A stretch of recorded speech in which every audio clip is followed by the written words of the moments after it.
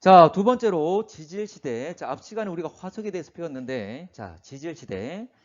자, 지질시대라는 용어 자체는 많이 들어봤을 건데, 자, 지구가 탄생하고 현재까지를 지질시대라 칭합니다. 과거에는 지각이 형성되고부터 역사시대 이전 1만여 전까지를 이렇게 칭했는데, 이번 교육과정에서는 이렇게 제시를 합니다. 제시를 해. 근데 지질시대 내에서 여러 시대로 나누게 되는데, 그 시대를 나눌 때 첫 번째 시대 시작은 40억으로 둡니다. 일단은 근데 지구 형성은 46억 년 전. 지구 나이가 46억이다. 그 말이지. 자, 그러면 지질시대를 구분하는 기준. 삼엽충은 어느 시대에 살았다? 고생대. 암모나이트는 중생대입니다. 그리고 화폐석은 신생대. 이런 게 있거든. 그 말은 각 시대마다 살았던 생물들이 다르잖아. 결과적으로 생물 가지고 나눈 겁니다. 생물 가지고. 생물이 달라졌단 말은 환경이 변한 거잖아. 그래서 자, 지질시대 구분 기준은 지각 변동과 기후 변화. 이 두 가지입니다. 근데 봐봐. 여기서 말하는 지각 변동은 대규모의 지각 변동이야. 대규모의 지각 변동. 그러면 환경이 변하겠지? 그리고 기후가 변했다. 당연히 환경이 변한 거죠. 그러면 이 둘은 환경의 변화야. 환경이 변했으면 살았던 생물도 변하겠지? 그래서 생물계의 급변이란 말을 씁니다. 이 다 같은 말이야. 자, 생물계의 급변, 생물들 세계의 급변. 그러니까 사는 생물들 종류가 달라진다. 그 말이지. 그래서 이들의 관계를 한번 따져보게 되면 지각 변동과 기후 변화에 의해서 환경 변화가 생기니까 살았던 생물이 바뀐다. 이 말이지. 다 같은 말입니다. 자, 그래서 생물들 가지고 시대를 나눌 수 있다. 자, 병규야. 시대를 알려주는 화석을 뭐라 이야기했지? 이거 다 녹음되고 영상에 들어갈 거야. 뭐지? 시대를 구분하는데 시기를 알려주는 화석. 기억 안 나나? 표준화석이었죠? 표준화석. 그러면 태적 환경을 알려주는 화석은? 태적 환경을 알려주는 화석.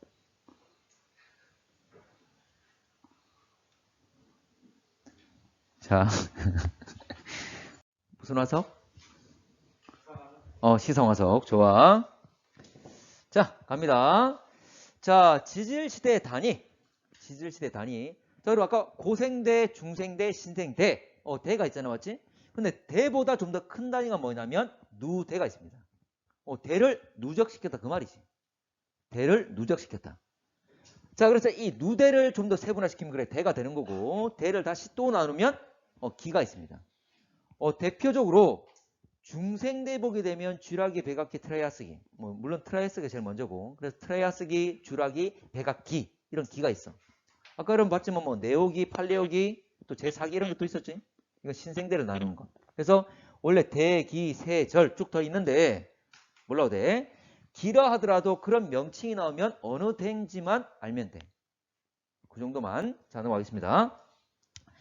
자, 누대는 현생 누대, 그리고 원생 누대와 시생 누대로 나눕니다. 당연히 시생 누대가 먼저, 그 다음 원생 누대, 현생 누대. 자, 지금 요 간격을 뒀지? 요 정도 들어간다는 의미에서 간격을 둔 거야. 자, 생각을 좀 하시고. 자, 요 원생 누대와 시생 누대를 합쳐서 이거를 선캄브리아 시대라고 합니다. 이건 들어봤죠? 자, 선캄브리아 시대 또 같은 말이 뭐냐면 은생 누대라고 그래요. 이건 좀 이따 할게. 자, 그러면 현생 누대. 자, 누대라는 것은 여러 개의 대를 누적시킨 것. 참고로 현생 누대가 신생대, 중생대, 고생대를 말합니다. 요 세 개의 대를 합쳐서 현생 누대라고 해요. 자, 현생. 무슨 말이냐면 생물이 나타났다 그 말이에요. 이건 좀 이따 다시 할게. 자, 오케이. 자, 그러면 기. 자, 기. 자, 신생대 같은 경우에 자, 팔레오기, 네오기, 제4기로 나눕니다. 팔레오기, 네오기, 제4기. 참고로 앞번 교육과정에서는 활래오기와 내오기를 합쳐서 제3기라 그랬어. 제3기. 이걸 다시 세분화시켜 둘로 나눈 건데 원래 지층들을 보고 제1기, 2기, 3기, 4기 이렇게 나눴었거든. 나중에 보니까 이게 뭐 고생대 거다, 중생대 거다 쭉 세분화된 거지. 어쨌거나 현재 신생대를 이렇게 나눌 수가 있다. 그래서 이런 명칭이 나오면 신생대다라고 파악하시면 됩니다. 자, 그리고 중생대는 트라이아스기, 주라기, 백악기 뭐 이런 게 있습니다. 그래서 이런 명칭이 나오면 중생대 거다. 물론 이게까지 이런 용량이 다 되면 다 외우면 좋겠지만 이걸 직접적으로 묻진 않습니다. 근데 이런 용어들이 나왔을 때 중생대다, 이런 용어들이 나왔을 때 신생대다, 그 구분은 돼야 돼. 이런 기를 제시하는 경우도 있기 때문에. 근데 이 기를 꼭 알아야지만 문제 푸는 그런 건 아니야. 연결만 되면 됩니다. 자, 원래 고생대는 6가지가 있는데 캄브리아기, 뭐 오르도비스기, 실루리아기, 뭐 석탄기, 페름기 여러 가지가 있습니다. 역시 이것도 올라도 돼. 그런 용어들이 나오면 연결만 하면 되는데 이 고생대 거 가지고 쭉 한종 글 제시해서 이게 어느 시대인지 꼭 구분돼야 되고 그런 건 아니야. 알겠지? 자, 이렇게 일단 3가지는 꼭 기억을 좀 하셔야 되고. 자, 원래 일반적으로 우리가 신생대, 중생대, 고생대, 선캄브리아 시대 이렇게 제시를 많이 했었지? 과거에.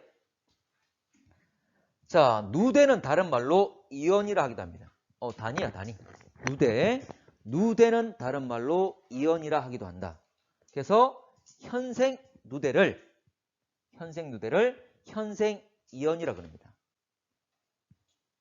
이언, 누대 같은 말입니다. 외국 애들이 이언이라 쓰는 거고. 자, 그리고 아까 선캄브리아 시대는 원생 누대와 시생 누대를 합친 거라고 했는데 이 선캄브리아 시대를 다시 은생 이언이라 하기도 합니다. 이렇게 제시되는 경우가 있어. 자, 현생 이언과 은생 이언 크게 둘로 나눈 거지. 그래서 지질시대는 현생 이언과 은생 이언 크게 둘로 나눈 겁니다. 자, 여기서 생이란 말은 아까도 얘기했지만 생물이 나타났다. 나타날 현자. 자, 은생. 은자가 뭘까? 숨다. 그렇지. 은둔하다. 숨다. 그 말은 이 선캄브리아 시대는 아주 길지만 생물이 많았을까 적었을까? 환경이 아주 열악하기 때문에 생물이 종류가 많지 않았어. 그래서 생물이 숨어있다? 별로 없었다. 그 말이지. 근데 자, 신생대, 중생대, 고생대 같은 경우에는 현재 최근의 일로서 생물들이 많았기 때문에 생물들이 나타났다. 그런 의미에서 현생이라는 말을 쓴 거야. 되겠나?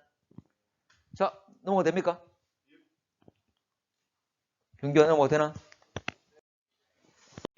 자, 그러면 여러분들 이 자료는 여러분들 그 책에 교재에 있잖아, 맞지?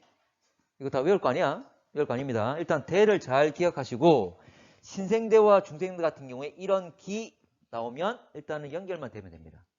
알겠지? 자, 그리고 나중에 고생대, 중생대, 신생대 각각의 시작 시기는 언제인지를 좀 기억을 해야 되거든. 이건 좀 더 제시할게. 자, 이게 시생누대. 자, 여기 단위 볼까?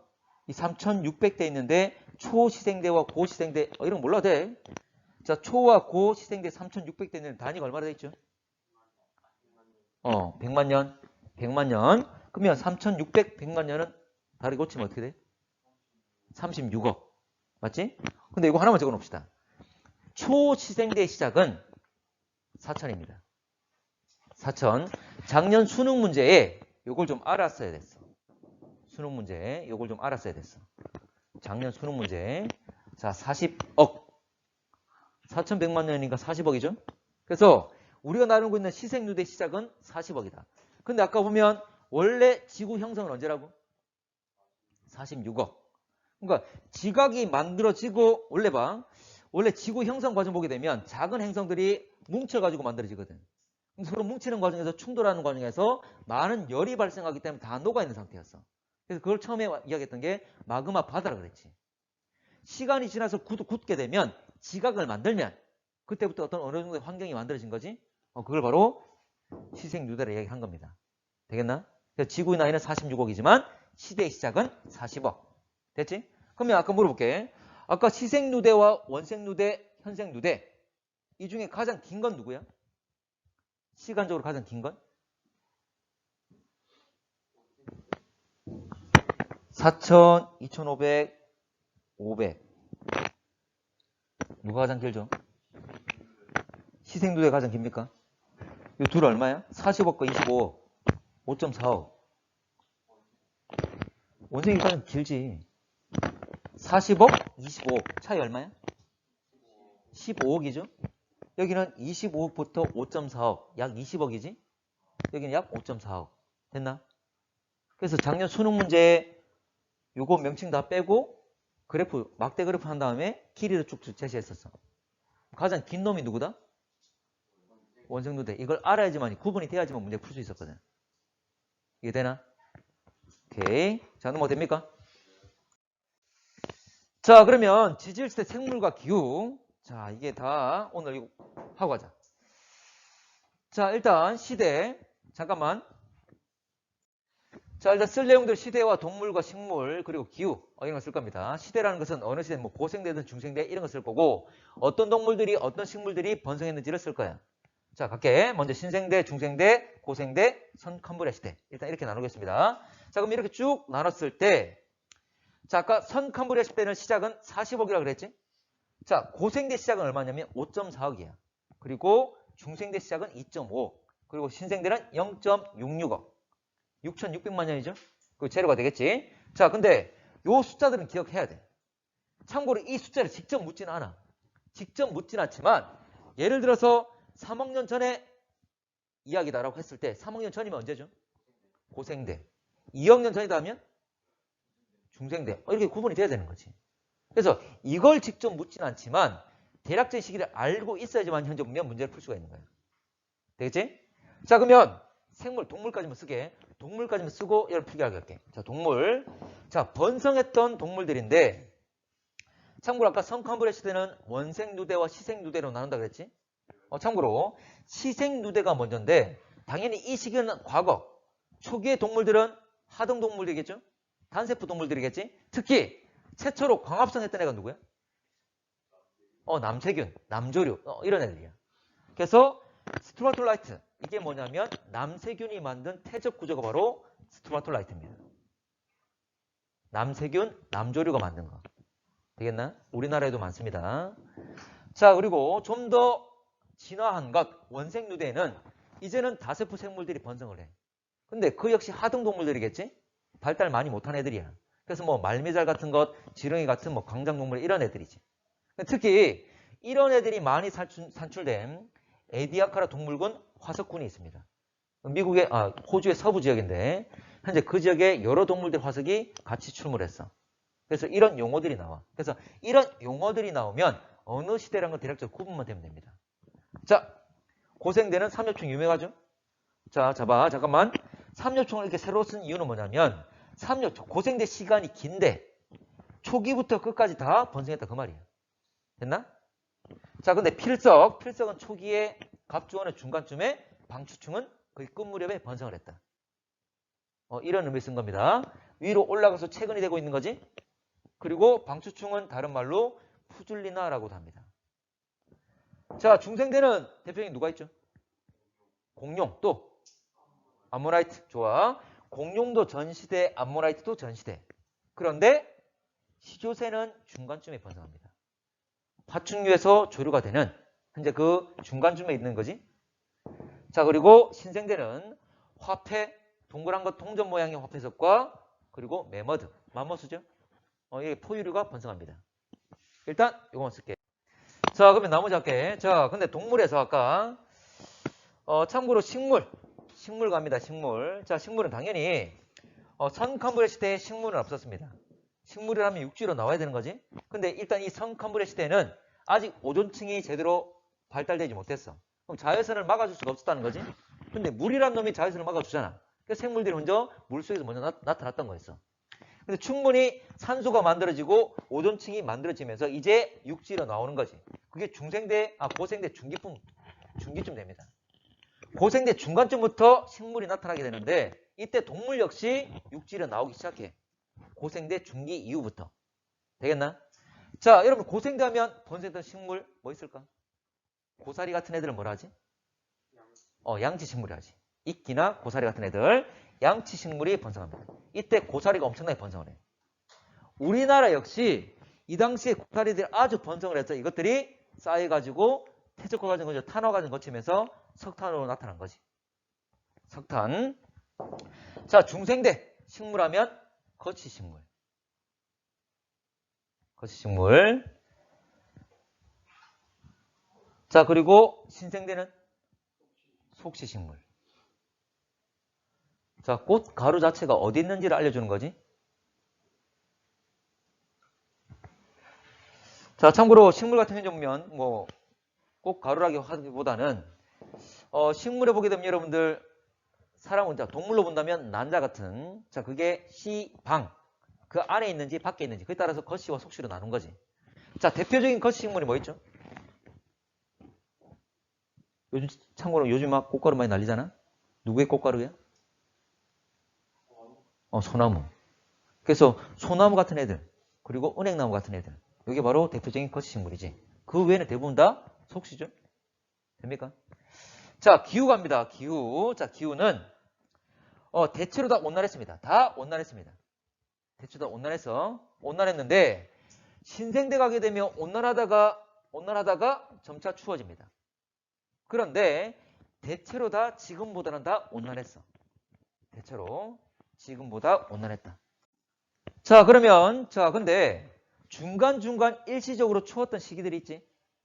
그건 뭐라 하죠? 빙하기. 중간중간 빙하기 나타납니다.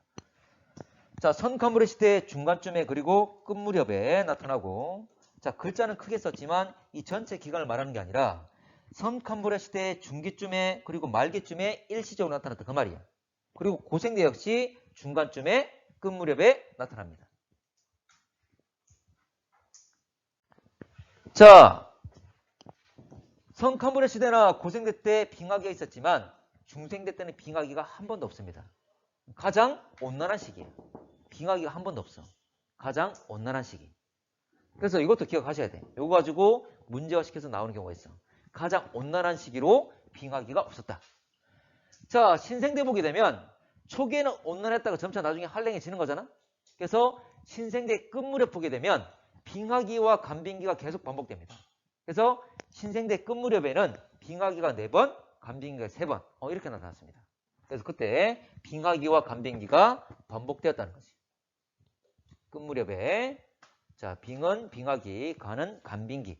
간빙기란 말은 빙하기와 빙하기 사이를 간빙기라 그러지? 자, 그러면 빙하기라 하면 자, 지금 지구의 평균 기온이 얼마쯤 될까? 지금 지구의 평균 기온. 우리나라가 중위도니까 우리는 여름과 겨울 다 가지고 우리나라의 거의 중간쯤에 평균값이 거의 평균 기온 되겠죠? 얼마쯤 될까? 지구의 평균 기온? 20도? 18도. 어떤 의미를 가진 것 같은데? 아닙니까? 또 비슷한데 지구의 평균 기온은 15도씨야. 자, 빙하기라면 얼마나 온도가 낮을까? 0도 밑에. 그러면 지구 평균 기온이 0도 밑에. 참고로 여러분 투마로우라는 영화 봤습니까? 투마로우. 보면 걔들이 살기 위해서 계속 밑으로 남쪽으로 내려가잖아.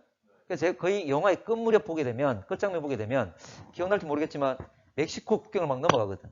근데 거기는 빙하가 전혀 없어.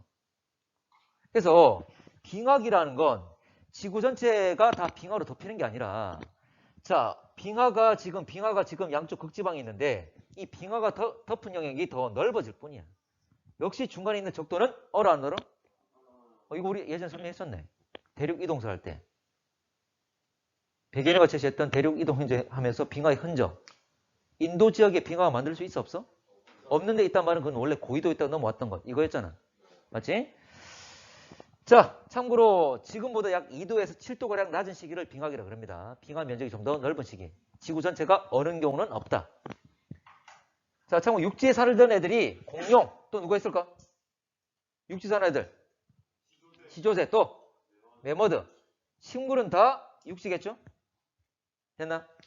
자, 그럼 마지막. 자, 희생유대 때 원핵 생물이 나타납니다. 지금의 우리 동물들은 진핵 생물이잖아, 맞지? 원핵 생물이란 말은 아주 하등 동물들, 거의 단세포 애들이 많습니다.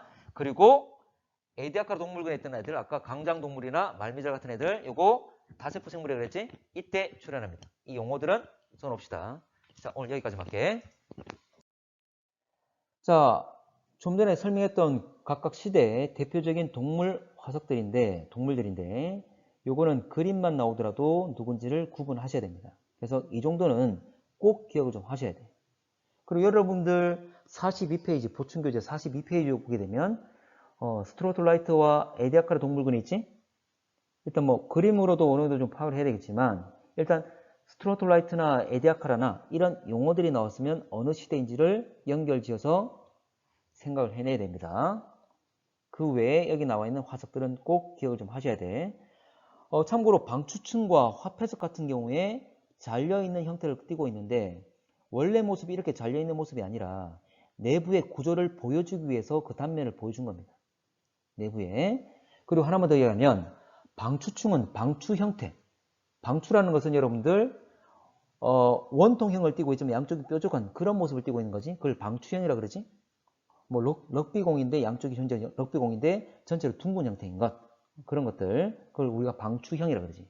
양쪽이 뾰족하고 이제 보면 원기둥인데 양쪽이 뾰족한 형태. 그걸 방추형이라 그러지. 자, 그리고 화폐석. 화폐석은 화폐, 돈, 동전.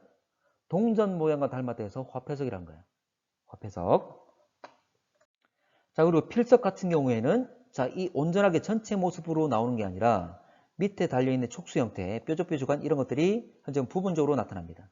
그리고 갑주어는 고기긴 고기인데 갑옷을 입고 있는 것처럼 갑옷을 두른 것처럼 보이는다 해서 우리가 갑주어라고 그러는 겁니다.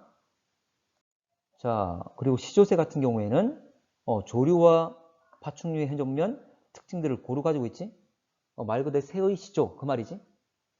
참고로 동물들의 발전 과정을 보게 되면 어류, 그 다음에 물과 육지로 오갔던 양서류, 그 다음 파충류, 그 다음 포유류, 포유류 다음에 마지막으로 하늘로 나는 조류 이렇게 나타났습니다. 어쨌든 시조새라는 것은 좀 이따 한번 볼게. 자, 이게 필석. 자, 이런 부분들, 자, 촉수가 부분적으로 화석들로 나타난다고 그랬습니다. 그래서 이런 모습으로 발견돼서 여러분한테 자료가 제시되는 경우가 있어. 이거는 필석의 화석 자료다. 갑주어. 자, 그 화석 복원한 것 모습입니다. 자, 방추충. 잘려진 단면을 보여준 거지. 자, 화석들은 이렇게 그림 자료로 제시될 수도 있다. 자, 암모나이트. 자, 뭐 벨렘나이트를 해가지고 현재 보면 아주 뾰족한 형태. 현재 보면 이거 오징어의 조상이라고 이야기를 합니다. 현재 보면 껍질이 이렇게 있는 거지. 그 속에 이제 지브로 형태로 그 속에 살았다 그 말이지. 자, 암모나이트. 자, 화폐석과 메머드. 자, 이거 시조새인데, 자, 시조새지만 얘 같은 경우 이빨을 가지고 있습니다. 우리가 알고 있는 새 같은 경우에는 이빨을 가지고 있지는 않잖아. 부리가 있고 이빨은 없지. 얘는 이빨이 있었고, 자, 그리고 날개 끝에 보면 발톱이 있었습니다. 새들은 발톱 가지고 있지 않잖아, 맞지?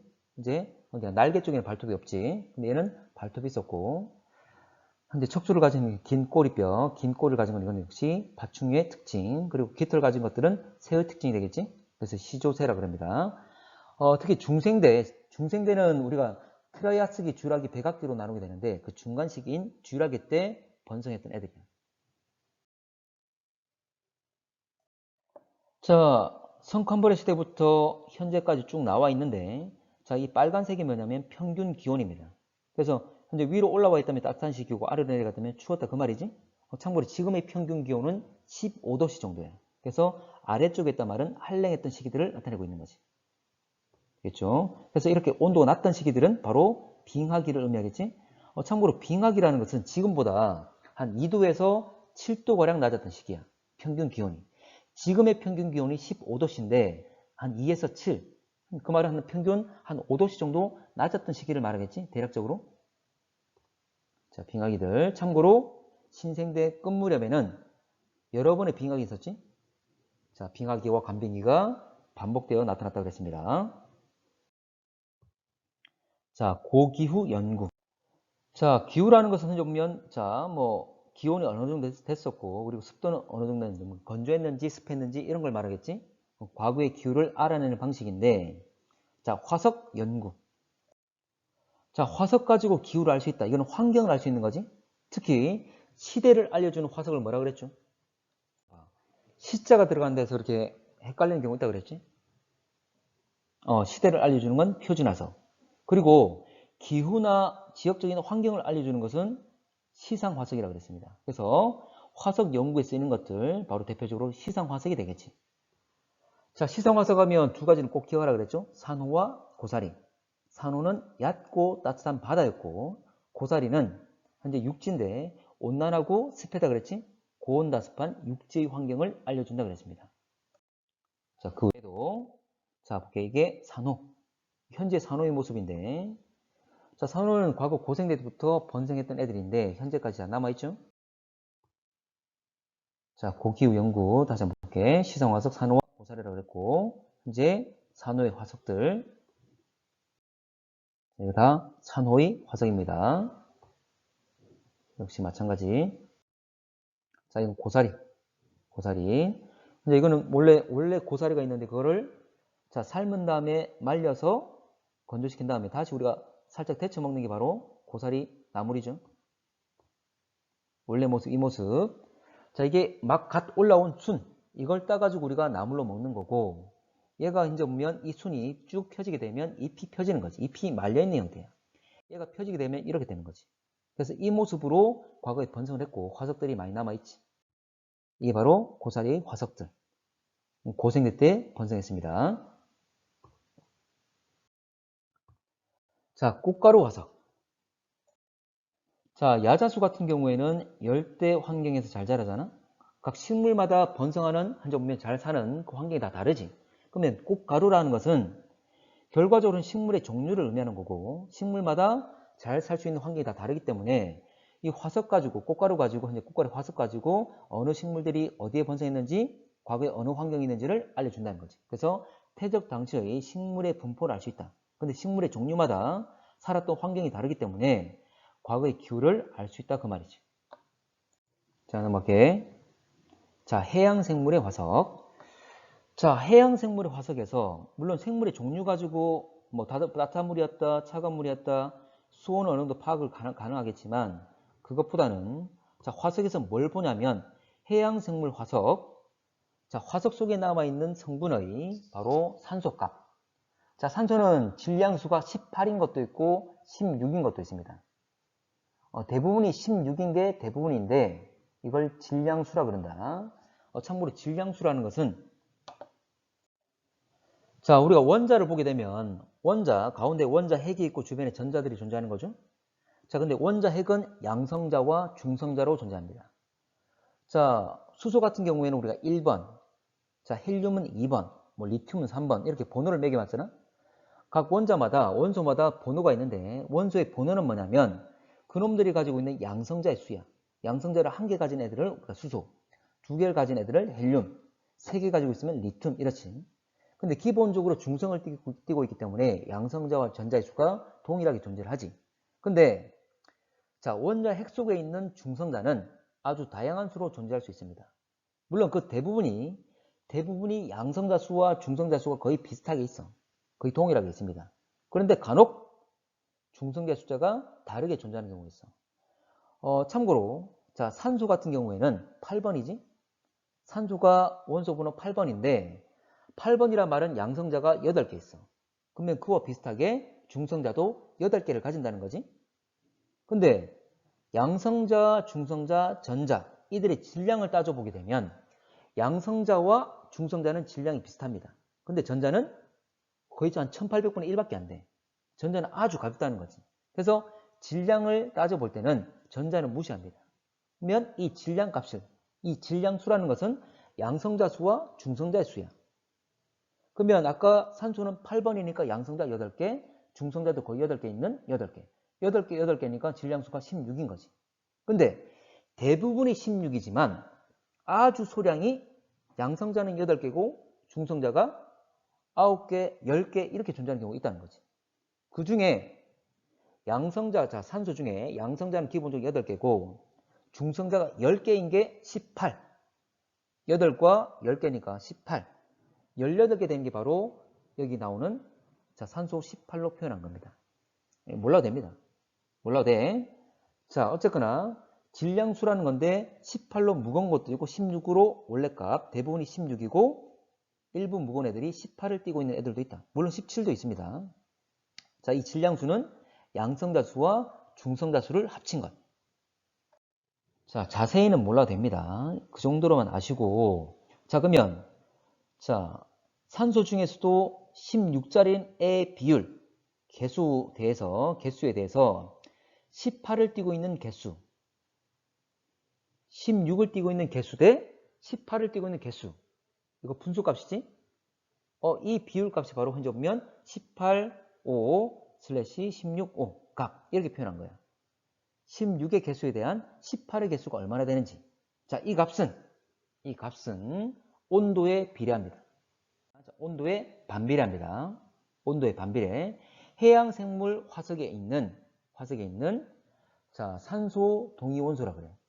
산소 동위원소 B 값은 이 값은 온도에 반비례한다. 참고로 동위원소란 말은 우리가 주기율표에서 자, 여기 산소 18자리든 16자리든 모두 다 양성자는 8개 가지고 있잖아. 그럼 양성자를 8개 가진단 말은 다 산소라는 거지. 산소긴 산소인데 질량수가 다른 거지. 중성자 수가 달라서 질량값이 다른 거죠. 질량수가 다른 겁니다. 이런 관계에 있는 애들 다 동위원소라 그래. 동위원소. 자세히는 몰라도 됩니다. 결과적으로 다시 말해서 산소 18자리와 16자리 이들의 동위원소 B 이 값이 온도에 반비례한다. 해양 생물의 경우에. 되겠지? 자, 예를 들어서 과거에 살았던 조개 껍질에는 조개 껍질은 탄산칼슘 CaCO3로 되어 있지? 자, CaCO3. 그러면 이 과거에 살았던 어떤 생물의 조개 껍질, 이 조개의 껍질에 CO3, O를 가지고 있기 때문에 이 껍질 속에 남아있는 산소, 자, 이 껍질, CO3를 만들 때 이 산소에 쓰인 O가 18자리 개수가 얼마나 되고 16자리 개수가 얼마나 되는지 그 비율 따지게 되면 이 조개가 살았던 당시에 바닷물의 온도가 어느 정도 있는지를 파악 가능하다. 그 말이야. 자, 자세히 몰라도 돼. 결과적으로 해양생물 화석의 산소 동위원소 B 이 값은 온도의 수온에 반비례한다는 것. 결과만 기억하셔도 좋습니다. 자, 넘어갈게. 자, 이 값은 16의 개수 B에 대한 18의 개수 16의 개수에 대한 18의 개수 B 이걸 나타내는 거지. 이걸 눕혀서 쓴 것뿐이야. 자, 넘어가겠습니다. 자, 이걸 산소 동위원소 B라고 칭한다. 이걸 산소 동위원소 B라고 풀어 쓰는 경우도 있습니다. 자, 넘어갈게. 자, 예로 아까 말했던 유공충. 자, 얘들은 역시 껍질이 CaCO3 탄산칼슘으로 되어 있다. 현재 보면 이 여기 쓰이는 바로 O를 활용해서 이 O가 18자리가 얼마나 되는지 16자리가 얼마나 되는지 그 개수비를 따져본다는 거지. 그 값은 온도에 반비례한다. 자, 그 원리까지는 안 하겠습니다. 자, 결과적인 건 기억하세요. 자, 넘어갈게. 자, 빙하코어 분석. 빙하코어. 자, 빙하코어가 뭐냐면 이런 겁니다. 자, 이거. 자, 시추에는 이 빙하를 말해. 빙하들이 쌓여 있는데 현재 보면 쭉 뚫어가지고 그 빙하를 채취해내는 것. 자, 원기둥 형태로 채취해내는 이걸 우리가 빙하코어라고 이해합니다. 자, 아이스코어, 빙하코어. 자, 이게 빙하코어의 모습. 자, 뭘 보냐면 빙하 내의 물 분자. 자, 빙하라는 것도 역시 현재 보면 자, 물이 얼어있는 형태죠. 자, 바로 H2O입니다. 자, 얼어있는 얼음 입자의 H2O의 역시 산소 동위원소 B를 봅니다. 근데 해양 생물은 온도와 반비례를 하지만 빙하 코어 내에 있는 이 빙하의 이 산소 동위원소 B는 온도에 비례합니다. 반대야. 자, 결과적인 것만 기억하셔도 좋아. 결과적인 것만. 이거는 이 값은 온도에 비례한다는 것. 자, 그 원리는 만약 추가로 찾아보고 싶으면 유튜브에 그 과거 작년 수업 영상이 있으니까 찾아보시고 우리들은 이 결과만 기억하셔도 됩니다. 원리까지 꼭 몰라도 돼. 지금은 그 원리에 대해서 문제가 나오진 않을 거야. 자, 결과만 기억하세요. 자, 빙하를 보게 되면 여러분들 우리가 얼음을 얼렸을 때 기포가 같이 어는 경우도 있잖아.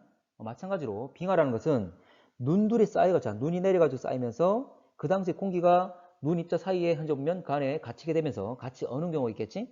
그래서 빙하를 보게 되면 이렇게 잘랐을 때 그 속에 기포가 남아있는 경우도 있어. 그 당시의 공기를 그대로 가지고 있는 거지. 예를 들어서 이 빙하가 50만 년 전에 만들어진 거다. 그러면 50만 년 전의 공기방울을 그대로 가지고 있는 거지. 자, 그러면 빙하 속에 있는 이 기포를 연구하게 되면 자, 그 당시의 공기이기 때문에 당시의 대기 조성, 어떤 기체로 구성되어 있었는지를 알아낼 수가 있다는 거지. 근데 제일 중요한 건 뭐냐면 가장 중요한 건 바로 특히 CO2의 양입니다. 지금 지구의 온난화가 일어나고 있는 건 바로 CO2 양이 자, CO2가 많아지면서 온실효과가 커지면서 지구의 기온이 올라가고 있잖아. 이거는 과거도 마찬가지야. CO2 양은 어쨌거나 지구의 기온과 비례관계를 가집니다. 그래서 현재 CO2 양이 많았다면 예를 들어 50만 년 전에 기프에서 CO2 양이 많았다면 그 당시 온도가 높았다는 거지. 이렇게 온도에 비례하는 관계이기 때문에 과거의 기온을 알아낼 수가 있다. 자, 세 번째 빙하코어 줄무늬. 자, 빙하코어를 보게 되면 자, 계절에 따라서 눈이 쌓이는 모습이 양상이 다릅니다. 다르게 쌓입니다. 자, 우리 북극이나 남극이라 하더라도 나름의 여름과 겨울이 있는 거야. 물론 춥지만 자, 북극의 여름은 덜 추운 거고 북극의 겨울은 더 추운 거고 이런 차이가 있는 거지. 그래서 계절에 따라서 눈이 내리는 정도와 쌓이는 양상이 다르기 때문에 줄무늬 현재 보면 계절마다 그 차이 때문에 줄무늬가 형성이 됩니다. 자, 뭐냐면 자, 겨울에는 계속 눈이 쌓이면서 압축이 돼. 눈들이 눌러져 있는 형태라는 거지. 그래서 좀 더 어두운 색을 띠고 있습니다. 근데 여름에는 현재 영하의 온도를 띌 때도 있지만 햇빛 받으면서 녹을 수도 있어. 그래서 일부가 녹아서 다시 밤 되면 어는 또 추운 시기가 되면 여름이라 하더라도 따뜻한 시기 있고 추운 시기가 있기 때문에 다시 추우면서 얼게 돼. 그래서 얼음이 자, 눈들이 녹아서 빙하가 녹아서 물로 되었다가 다시 얼게 되는 투명한 형태를 띠게 되겠지. 얼음이 얼었으니까. 그래서 얼면서 현재 보면 좀 더 상대적으로 밝은 색을 띠게 됩니다. 자, 이러면서 계절에 따라서 겨울에는 약간 어두운 색, 여름에 좀 더 밝은 색을 띠기 때문에 이런 층과 층이 구분되면서 일련의 하나의 쌍으로 만들어지겠지. 그러면 이 줄무늬가 얼마나 되느냐에 따라서 나이를 측정할 수가 있겠지. 자, 이 줄무늬 수로서 나이를 알 수가 있다. 왜냐하면 자, 계절마다 다르니까 1년을 단위로 생기게 될 거니까 나이를 알 수 있다 그 말이지. 자, 중요한 것은 아까 산소 동위 원소비, 해양생물 화석 같은 경우에는 온도에 반비례한다는 것, 기온에 반비례한다는 것. 근데 빙하에 있는 산소 동위 원소비 값은 빙하의 것, 그것은 기온에 비례한다는 것. 그리고 CO2 양은 기온에 비례한다는 것. 이건 기억하셔야 됩니다. 자, 이게 빙하 코에 보게 되면 이렇게 줄무늬 나타난다는 거지. 어두운 색과 밝은 색 이렇게 층층이 나타난다는 거지. 몇 해 전에 여러분들 그 여수 엑스포, 자, 엑스포가 있었는데 그 당시에 현재 보면 유럽 지역에 있는 빙하를 가져왔었거든. 그래서 스위스관에 보게 되면 자, 빙하 스위스에서 현재 그날에서 채취한 빙하를 가져왔었어. 그래서 전시를 했었는데 현재 각 빙하가 만들어진 시기를 따져가지고 쭉 나이를 좀 표기를 한 거거든. 그래서 보면 단군이 한국을 세울 때 생긴 빙하, 그 당시 형성된 빙하라는 거지. 자, 이런 게 있었습니다. 자, 나이테 좀 더 정리할 건데 자, 나무의 나이테 역시 기간은 좀 측정할 수 있는 기간은 짧지만 그 시기는 현재 먼 과거는 아니지만 역시 시간을 잴 수가 있는 거지. 참고로 남쪽 지역 향한 곳이 현재 보면 자, 좀 더 잘 자라게 되는 거지. 그래서 방위도 알 수 있지만 여름과 겨울 중에 여름에 좀 더 잘 자라기 때문에 여름 때 폭이 넓고 밝은 색을 띠게 되는 거지. 그리고 가을, 겨울에는 성장이 잘 이루어지지 않기 때문에 현재 보면 어두우면서 현재 얇은 어두운 색을 띠고 있는 줄무늬로 나타나는 거지. 자, 마찬가지 나이테. 자, 나이테에 대해 정리할게. 자, 온도와 강수량. 자, 나무의 나이테라는 것은 얼마나 성장을 잘하는 정도에 따라서 표기한 거니까 온도가 높을수록 강수량이 많을수록 잘 자라게 되는 거잖아. 따뜻하고 습한 환경일수록 식물은 잘 자라니까. 그래서 현재 온도와 강수량의 성장 속도는 비례를 한다. 그러면 온도와 강수량이 많은 여름 시기에 잘 성장을 하겠지?